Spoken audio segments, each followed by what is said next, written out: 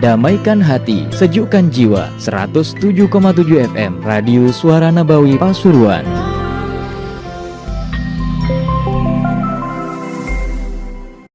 صلاح الجسد والروح وتوبة النصوح إلى أرواح والدينا وليكم وواتنا وواتكم ووات المسلمين، ثم إلى روح الحبيب محمد عبد الله الهدار الشيخ أبو بكر بن سالم، ثم إلى أرواح من حضر في هذا المجلس وساعد في عمارة هذا المعهد سابقا ولاحقا واعتكف في هذا المسجد وعمره سابقا ولاحقا، أن الله تغشى المغفرة بركاتهم وأوصلهم من بارهم وإلى حضرة النبي محمد صلى الله عليه وسلم.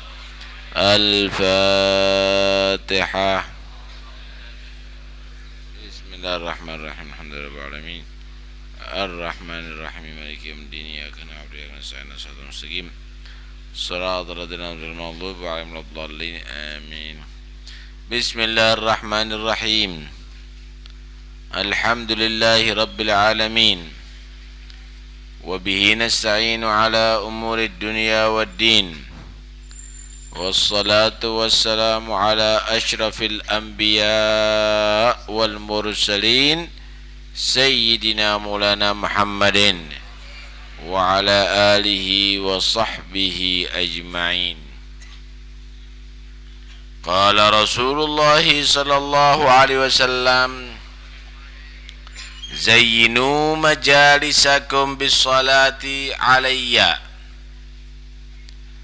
فإن صلاتكم علي نور لكم يوم القيامة.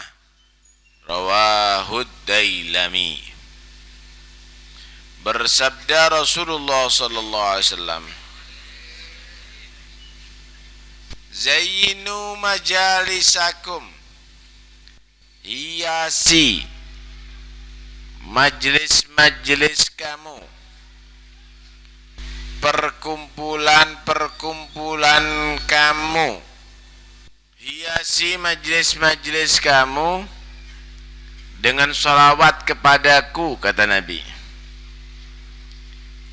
Fa inna salatakum, karena sesungguhnya salawatnya kamu sekalian kepadaku, nurun lakum yaumal qiyamah, akan menjadi cahaya bagi kalian semuanya nanti di hari kiamat.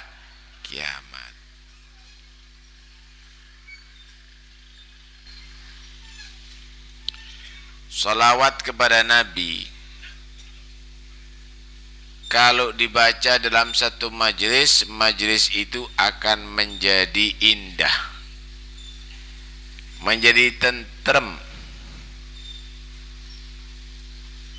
Karena itu ulama berupaya bagaimana majlis itu penuh dengan sholawat kepada Nabi. Dibuatnya maulid, dibuatnya burda, itu adalah sebagai upaya untuk manusia tadi itu memperbanyak di majlis itu salawat kepada Rasulullah sallallahu alaihi wa alihi wasallam.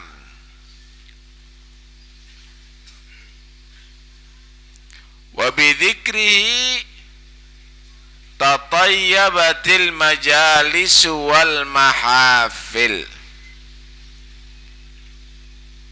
Dengan menceritakan, menyebut Nabi saja, apalagi dibarengi dengan sholawat kepada Nabi, maka majlis itu akan menjadi baik, menjadi positif, bagus, tentrem, tenang. Perkumpulan-perkumpulan itu akan menjadi bagus. Kenapa? Karena terisi dengan salawat dan salam kepada Nabi Muhammad sallallahu alaihi wa alihi wasallam. Bukan hanya ada di atas dunia menjadi penghias Rasulullah sallallahu alaihi wasallam, tapi nanti di hari kiamat akan menghiasi orang yang bersolawat dengan Allah tampakkan cahaya. Di hari kiamat cahaya itu bukan karena untuk keterangan dohir, Pak, tapi cahaya itu adalah satu bukti tanda keselamatan manusia nanti di hari kiamat.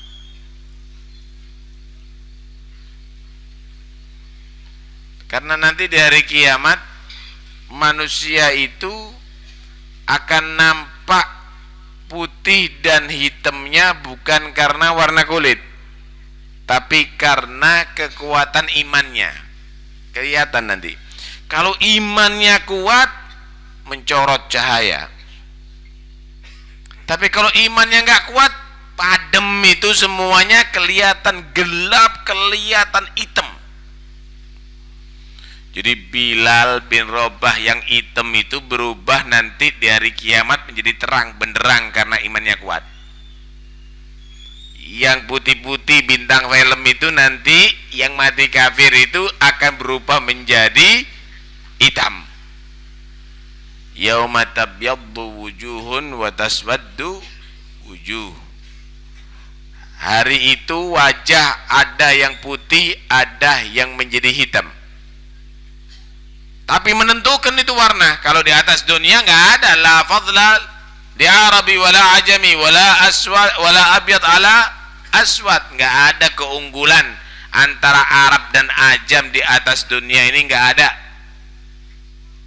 Nggak ada keunggulan antara yang putih di atas yang hitam di atas dunia, nggak ada, illa bittaqwa, kecuali karena dihitung takwanya kepada Allah. Tapi nanti di hari kiamat ada. Karena ukurannya bukan karena warna kulit. Manusia putih dan hitamnya itu diukur karena iman. Fa ammal ladzina byaddat wujuhum fa fi rahmatillahi hum fiha khalidun. Adapun orang yang warnanya, wajahnya putih terang benderang, maka mereka tinggal di rahmat Allah, bersemayam di rahmat Allah selama-lamanya. Artinya masuk dalam surga Allah selama-lamanya. Wa ammal ladzina byaddat wujuh wa ammal ladzina aswaddat wujuhum akafartum ba'da imanikum fadzuqul adzaba bima kuntum takfurun. Adapun orang yang wajahnya hitam, maka akan dipertanyakan, apakah kamu akan mengkafiri terhadap Allah setelah kamu mengetahui keimanan? Kamu itu tahu Quran kalamnya Allah, lah kok kamu ngelanggar? Kamu tahu Nabi itu adalah diutus oleh Allah, lah kok kamu nggak ikuti? Akafartum ba'da imanikum, apakah kamu akan menjadi kafir setelah kamu mengenal iman? Fadzuqul adzab, kalau begitu rasakan adab Allah bima kuntum takfurun, karena sebab apa yang kamu kafiri tadi itu. Karena itu berusahalah untuk menjadi orang yang terang nanti di hari kiamat. Terangnya manusia di hari kiamat adalah dihitung karena kekuatan iman. Termasuk tanda kekuatan iman adalah bersolawat kepada Nabi SAW. Fa inna salatakum alayya nurun lakum yaumal qiyamah. Karena sesungguhnya bersolawatnya kamu kepadaku akan menjadi cahaya bagi kamu nanti di hari kiamat. Allah Subhanahu wa ta'ala berfirman, innallaha wa malaikatahu yusalluna 'alan nabi ya ayyuhalladzina amanu sallu 'alaihi wa sallimu taslima. Sesungguhnya Allah dan para malaikat Allah bersolawat kepada Nabi. Coba kamu camkan baik-baik firman ini. Sebelum Allah memerintahkan kita, makhluknya, untuk bersolawat kepada Nabi, Allah sudah memberikan solawatnya kepada Nabi. Padahal Nabi belum diwujudkan di atas dunia. Allah sudah mengaturkan solawatnya kepada Nabi. Tentunya solawatnya Allah bukan seperti solawatnya makhluk. Solawatnya Allah itu rahmatuhu al-magrunah bitta'zim lahu sallallahu alaihi wasallam, berupa rahmat khusus, rahmat pengagungan Allah kepada Nabi. Ada rahmat umum, Mbak. Rahmat umum semuanya dapat. Manusia mukmin tak kafir dapat rahmat umum. Mereka juga dikasih hidup, jantungnya juga digerakkan oleh Allah, rahmat umum itu. Binatang manusia juga dapat rahmat, cacing dapat rahmatnya Allah. Tapi rahmat yang berupa sholawat tadi itu kepada Nabi, itu rahmat khusus, yaitu Allah memberikan pengagungan dan penghormatan kepada Nabi. Kalau sampean hormat sama presiden, itu wajar karena pemimpin Anda. Tapi kalau presiden hormat kepada Anda, itu luar biasa. Kenapa? Karena pemimpin menghormati Anda. Kalau makhluk hormat kepada Allah, mengagungkan kepada Allah, itu wajib hukumnya. Tapi kalau Allah yang menghormati dan mengagungkan makhluknya, itu luar biasa. Itulah yang selalu diberikan kepada Nabi Muhammad SAW. Sebelum Allah mewujudkan Nabi, Allah sudah memberikan salawatnya, pengagungan dan penghormatan kepada Nabi Muhammad SAW, sekalipun makhluknya. Luar biasa. Wa malaikatahu, para malaikat Allah bersolawat kepada Nabi. Artinya para malaikat Allah itu selalu memohonkan kepada Allah untuk Nabi mendapatkan ampunan. Yang dimaksud ampunan, tambahan derajat. Orang itu jangan berkata atau diidentikan istighfar atau mohon ampun itu adalah karena kesalahan. Belum tentu. Tambah pangkat itu juga istighfar. Contoh, ada orang sholat pakai celana dan kaos tanpa kopiah. Sholat dia Allahu Akbar sendiri. Bagus nggak? Bagus sholat. Itu bukan perbuatan dosa. Kemudian dia meningkatkan, dia pakai sarung, pakai takwoh, tak pakai peci. Dia bandingkan sholatnya tadi itu yang asalnya pakai celana sama kaos dengan sholat yang kedua. Dia akan menilai, astagfirullahaladzim, kenapa aku sholat begitu ya, pakai celana, pakai kaos aja. Sholatnya diistighfarin. Bukan karena perbuatan salah, tapi karena dia naik pangkat lebih sempurna. Salat yang ketiga, dia tingkatkan lagi, pakai gamis, pakai peci, pakai serban, pakai siwak. Dia berpikir, ya Allah, padahal dengan bersiwak aja 1 rakaat itu lebih utama, 2 rakaat lebih utama daripada 70 rakaat. Astagfirullahaladzim, kenapa enggak aku lakukan dengan diawali dengan pakai siwak sholatku, diistighfari sholat yang kedua. Kenapa sholat yang ketiga lebih sempurna? Sholat yang keempat berjamaah dibandingkan dengan sholat sendiri. Ya Allah, sholat sendiri juga sama jumlahnya rokaatnya. Duhur sama-sama 4 rokaat, bacaannya juga sama, lamanya sama. Cuma kalau berjamaah 27 derajat, kalau sendiri 1 derajat. Kok bodoh bener anak kok sholatnya sendiri selama ini. Diistighfarin, astagfirullah, naik pangkat lagi. Sholatnya asalnya berjamaah di rumah, dia berubah berjamaah ada di masjid. Kenapa aku nggak ke masjid? Padahal ada di masjid pahalanya besar. Setiap langkah 1 derajat, diampuni 1 dosa, ditulis 1 pahala. Berapa langkah yang aku lakukan? Belum lagi iktikafnya, belum lagi keutamaan berjamaahnya. Astaghfirullahaladzim, diistighfari lagi. Asalnya di soft terakhir, dia sholat ada di soft pertama, diistighfari lagi. Terus demikian, semakin naik pangkat, semakin orang tadi itu mengistighfari yang awal-awalnya, bukan karena dosanya. Begitulah Rasulullah sallallahu alaihi wasallam dimohonkan ampun oleh malaikat kepada Allah, bukan karena banyak dosanya, tapi karena dimohonkan untuk setiap saatnya diangkat derajatnya.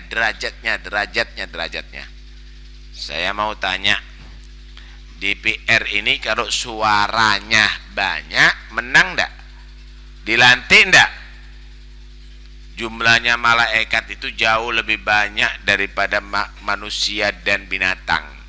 Dikumpulkan itu Pak, binatang-binatang semuanya dan manusia, itu lebih banyak jumlahnya para malaikat Allah. Mereka tadi itu mensupport, mereka tadi itu mohonkan kepada Allah, mendukung Nabi Muhammad diangkat lagi derajatnya oleh Allah Subhanahu wa taala. Allah mengaturkan sholawatnya, malaikat bersolawat kepada Nabi. Baru kita ini manusia yang diciptakan oleh Allah semenjak Nabi Adam diperintahkan, ya ayyuhalladzina amanu sallu alaihi wasallimu sima. Hei orang yang beriman, bersolawatlah kepada Nabi dan bersalamlah dengan sebaik-baik salam. Allah tidak katakan, hei manusia, solawatlah kepada Nabi. Nggak mungkin orang yang tidak beriman bersolawat kepada Nabi. Nggak mungkin. Mereka nggak percaya, menuduh Nabi itu mengada-ngada, menuduh Nabi Muhammad SAW itu adalah Nabi palsu. Karena itu nggak mungkin kalau non muslim itu bersolawat kepada Nabi. Kalaupun itu bersolawat, gai koro, mereka tidak percaya kok. Ya ayyuhalladzina amanu, orang yang beriman, solawat dan salamlah kepada Nabi. Karena itu khitabnya khusus, perintahnya khusus orang beriman. Kenapa? Yang cinta dan solawat kepada Nabi itu adalah orang yang beriman. Semakin mantap imannya, semakin gemar dan senang bersolawat dan salam kepada Nabi Muhammad sallallahu alaihi wasallam. Ya ayyuhalladzina amanu sallu alaihi sallim. Karena itu nanti akan menjadi cahaya nanti dari kiamat, karena solawat dan salam itu munculnya adalah dari kekuatan iman. Hah? Kalau sampean sholawat ini Pak, yang untung bukan Nabi. Seandainya manusia ini nggak ada yang sholawat kepada Nabi, cukup mendapatkan sholawatnya malaikat. Seandainya malaikat nggak sholat kepada Nabi, cukup karena Allah sudah memberikan sholawatnya kepada beliau sallallahu alaihi wasallam. Satu sholawatan dari kita, ruwet tak sholawat itu? Tidak ruwet. Suwian ngerokok sampean, tidak ruwet. Satu sholawatan tidak ruwet. Allahumma sholli ala sayyidina Muhammad wa ala sayyidina Muhammad. Satu sholawatan itu. Satu sholawatan kita dinilai oleh Allah besar, akan dibalas 10 sholawat Allah. Tahu sholawatnya Allah? Rahmat khusus dari Allah. Satu sholawat kita. Seandainya satu sholawat kita dinilai 1.000 rupiah, 10 sholawat berapa? 10.000. 100 sholawat berarti berapa? 100 sholawat 1 juta. Kan begitu? 100.000. Iya, 100.000. Kemudian kalau 1.000 sholawat 1 juta. Seandainya ada orang yang membayar kamu, ayo yang sholawat kepada Nabi 1 kali tak kasih 1.000, insya Allah sampai netek bendino 1.000 sholawatan. Kenapa? Karena duit 1 juta. Karena duit 1 juta. Kalau sampean dikasih rahmat, 1 sholawatan rahmat khusus, kamu mendapat sholawat dari Allah Subhanahu wa ta'ala 10, bukan 1. 1000 salawatan 10.000 salawatnya Allah subhanahu wa ta'ala. Padahal manusia itu akan selamat dan bisa masuk surga karena mendapat rahmat khusus dari Allah. Lo ngono ora sing gelem. Duit berarti lebih berharga daripada salawatnya Allah. Karena itu tidak mungkin. Ini bukan iman. Ini bukan orang yang beriman, nggak tertarik dengan salawatnya Allah subhanahu wa ta'ala. Males dia, nggak mungkin akan bersolawat. Karena itu yang mau solawat itu adalah bukan orang yang cinta dunia, tapi orang yang berharap rahmat Allah. Ya ayyuhalladzina amanu, orang beriman nih, ini yang pantas mendapatkan rahmat Allah. Banyaklah salawat dan salam kepada Nabi sallallahu alaihi wasallam. Dalam hadis beliau bersabda, man shalla alayya marratan sallallahu alaihi biha asyra. Siapa orang yang bersalawat kepada aku, maka orang tadi itu maka Allah akan membalas 10 salawat darinya. 1 kali salawat kepada Nabi akan mendapatkan 10 salawat dari Allah subhanahu wa ta'ala. Kira-kira kalau sampean diajari sama bapak dengan perbuatan yang manfaat, sampean seneng ndak? Syukur ndak? Ndak bisa balas saya sama bapak ibu saya. Kenapa? Loh, saya dipiara, saya diajarin. Kalau sama guru, waduh, nggak bisa balas saya sama guru-guru saya. Kenapa? Saya dulu nggak ngerti matematika sampai iso ngitung. Saya dulu nggak ngerti baca sampai bisa baca. Guru saya hebat, telaten sama saya. Kamu akan menghargai dia. Bayar, mau saya. Ngasih hadiah, siap saya. Kenapa? Lowong saya jadi pinter dan sukses gara-gara mereka. Kan begitu, Pak. Kira-kira ada yang lebih perhatian daripada Nabi? Sampai jadi orang beriman karena siapa? Nabi Muhammad SAW. Sampean kenal Ka'bah sebagai kiblat karena siapa? Nabi Muhammad SAW. Sampean bisa membaca Quran karena siapa?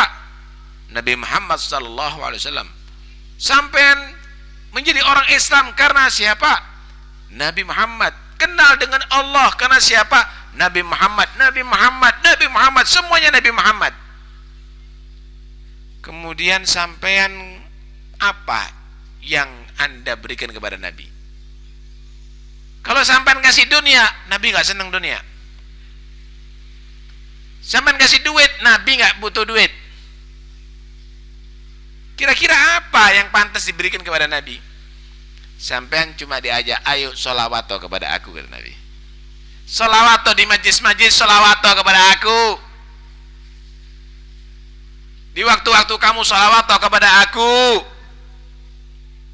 Karena sholawat kamu itu akan menjadi cahaya lo bagi kamu nanti di hari kiamat. Ngono dah sholawat sian.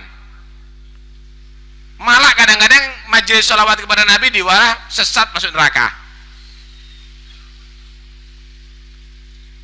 Inilah orang yang medit, Pak. Ndak kalong duwi, ndak kalong tenaga, ndak kalong waktu nih untuk bersolawat kepada Nabi, tapi malas bersolawat kepada Nabi Shallallahu Alaihi Wasallam.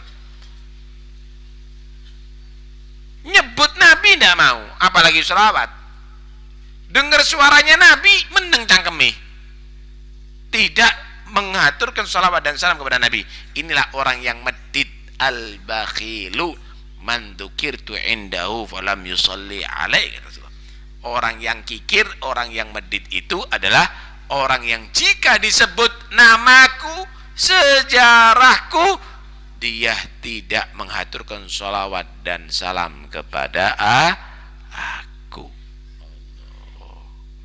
Salawat, Pak, yang banyak ya, biar marem hatinya, biar marem hatinya.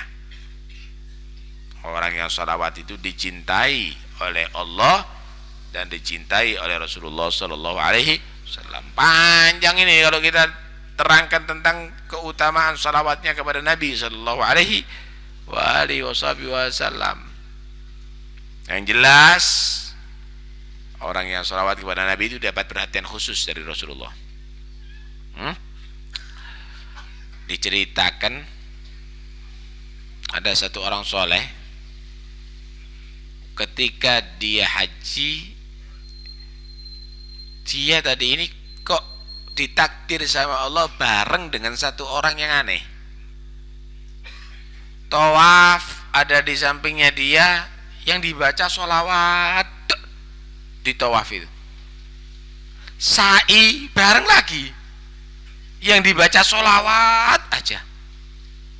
Ada di Arafah begitu juga, sholawat, sholawat. Akhirnya tidak kuat ini orang, Pak, dah ono dzikir maning dah. Memangnya tidak punya dzikir yang lainnya kok sholawat siang malam di Mekah, di Arafah, di Mina, di mana-mana kamu sholawat. Kenapa sih? Pak, saya ada kejadian, Pak. Saya tidak berhenti sholawat ini karena ada satu kejadian yang terbukti pada saya. Kejadian apa? Saya itu dulu pernah haji sama bapak saya. Di tengah jalan sebelum pelaksanaan haji, bapak saya sakit dan mati. Cuma matinya bapak saya ini ngerikan, Pak. Matanya melotot, lidahnya melet, wajahnya menjadi hitam, sehingga orang-orang merasa orang ini adalah mati jelek ini, mati su'ul khatimah ini. Saya takut dan malu, sampai bapak saya tutupi dengan serban saya. Saya tangis, saya menangis terus, tak tangisi bapakku ini. Ya Allah, gimana nasibnya bapakku? Orang-orang melihat wajahnya begini, gimana nanti dikubur, gimana nanti di hari kiamat. Sampai aku tangis itu sampai ketiduran. Di tengah-tengah tidur itu,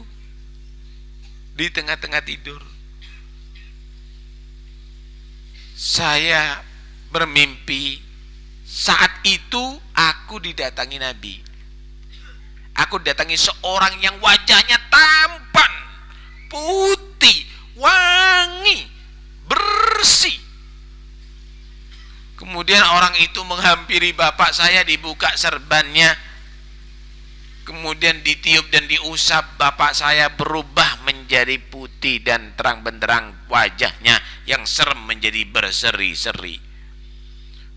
Aku pegang orang itu, aku terima kasih dan menangis bersimpuh kepada dia. Terima kasih, kamu telah menolong bapak saya. Siapa saya? Siapa Anda yang baik hati ini, yang datang tanpa kami undang tapi menolong bapak saya? Siapa Anda? Maka dia menjawab, aku Muhammad Rasulullah. Bapakmu adalah orang yang gemar dan senang sholawat dan salam kepada aku.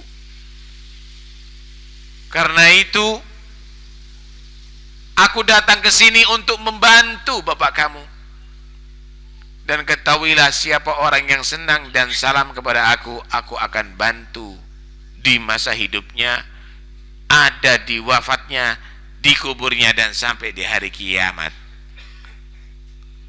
Bangun dari tidur, dilihat bapaknya berubah beneran, sama bentuknya seperti dalam mimpinya, berseri-seri, terang benderang dan bagus. Maka mulai saat itu saya sudah janji tak digunakan seluruh umurku untuk sholawat dan salam kepada Nabi, supaya aku nanti ditolong oleh Nabi Muhammad SAW. Allah, gitu.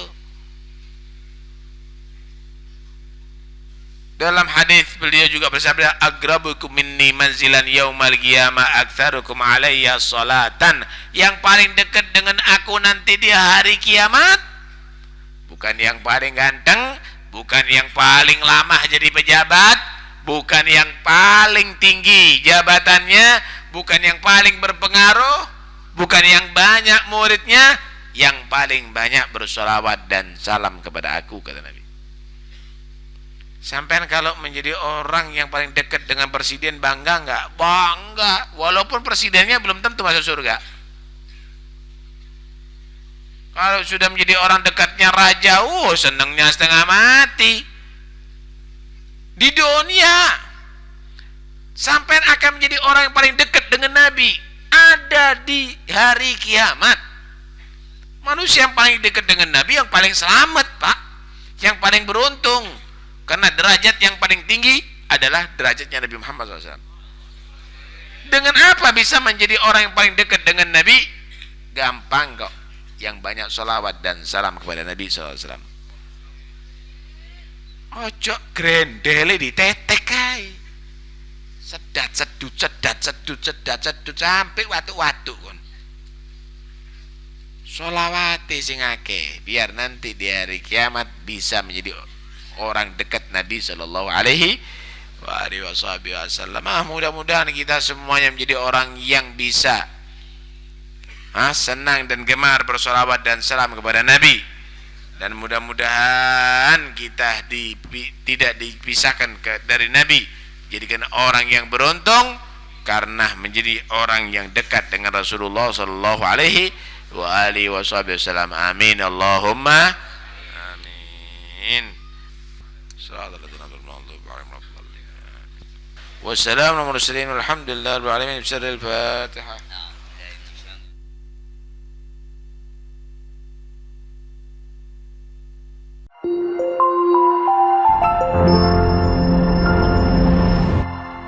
Damaikan hati, sejukkan jiwa. 107,7 FM Radio Suara Nabawi Pasuruan.